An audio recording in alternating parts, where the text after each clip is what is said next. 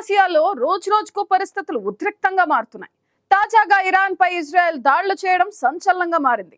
దీంతో ఇరు దేశాల మధ్య మాటల యుద్ధం జరుగుతుంది. అక్టోబర్ 1న ఇజ్రాయెల్ పై ఇరాన్ చేసిన దాడికి ప్రతీకారంగా ఇటీవల ఇరాన్ పై 100 ఫైటర్ జెట్లతో ఇజ్రాయెల్ విరుచుకుపడింది.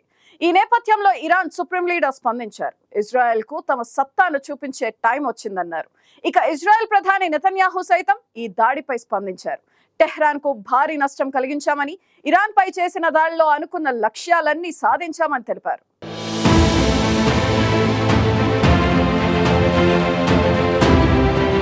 ఇరాన్పై ఇజ్రాయెల్ చేసిన వైమానిక దాడితో పశ్చిమాసియాలో పరిస్థితులు వేడెక్కాయి. ఇరాన్ సైనిక స్థావరాలు, క్షిపణులు, డ్రోన్ల తయారీ కేంద్రాలే లక్ష్యంగా జరిగిన దాడుల్లో ఇరాన్కు చెందిన 2 సైనికులు ప్రాణాలు కోల్పోయారు. దీంతో దీన్ని సీరియస్గా తీసుకున్న ఇరాన్ గట్టి హెచ్చరికలను జారీ చేసింది. దేశాన్ని రక్షించుకునేందుకు ఎంతవరకైనా పోరాడతామని స్పష్టం చేసింది. దీనిపై ఇజ్రాయెల్ కూడా ఘాటుగా స్పందించింది. ప్రతి దాడులకు దిగితే ఇరాన్ భారీ మూల్యం చెల్లించుకోవాల్సి వస్తుందని స్పష్టం చేసింది. దీంతో ఎలాంటి పరిణామాలు చోటు చేసుకుంటాయోనన్న దానిపై ఆందోళన నెలకొంది. మరోవైపు అమెరికా, జర్మనీ, బ్రిటన్ తదితర దేశాలు ఈ అంశాన్ని మరింత క్లిష్టం చేయొద్దని ఇరాన్ను కోరుతున్నాయి. ఇరాన్ పొరుగు దేశాలతో పాటు పలు దేశాలు ఇజ్రాయెల్ దాడులను తీవ్రంగా ఖండించాయి.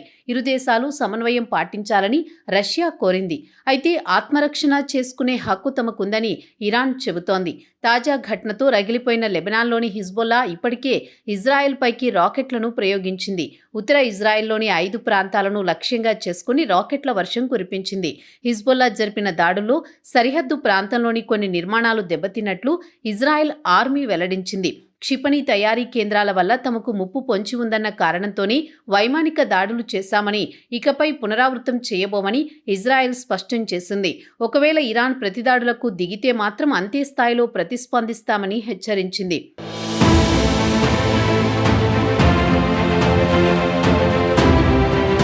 ఇజ్రాయెల్ చేసిన దాడులపై Iran supreme leader Khamenei serious అయ్యారు. ఇరాన్ సత్తాను ఇజ్రాయెల్కు చూపించే సమయం ఆసన్నమైందన్నారు. ఎలా స్పందించాలనుకునే విషయాన్ని అధికారులే నిర్ణయిస్తారన్నారు.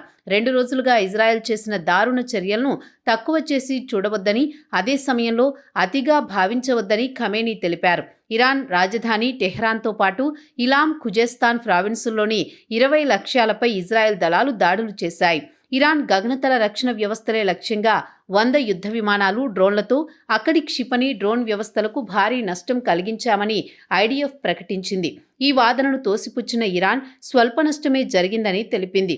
ఈ దాడులను తక్కువ చేసి చూపించిన నేపథ్యంలోనే సుప్రీం లీడర్ ఇజ్రాయెల్ దాడులపై స్పందించినట్లు తెలుస్తోంది. మరోవైపు ఇరాన్పై ఐడిఎఫ్ దాడులకు పాల్పడిన కొన్ని గంటల్లోనే ఇజ్రాయెల్ రాజధాని సమీపంలో ఉగ్రదాడి చోటు చేసుకుంది. టెల్ అవీవ్ సమీపంలోని ఓ బస్టాండులోకి ట్రక్కు దూసుకువచ్చి పలు వాహనాలను ఢీకొట్టింది. ఈ ఘటనలో దాదాపు 35 మంది గాయపడగా అందులో పలువురి పరిస్థితి విషమంగా ఉంది. ఈ ఘటన ఇజ్రాయెల్ రక్షణ దళాలకు చెందిన గ్లిలాట్ బేస్ బయట జరిగింది. దీంతో అక్కడే ఉన్న సాయుధ దళాలు ట్రక్కు డ్రైవర్ను మట్టుబెట్టాయి. ఈ ఘటనను ఉగ్రచర్యగా ఇజ్రాయెల్ దళాలు అనుమానిస్తున్నాయి.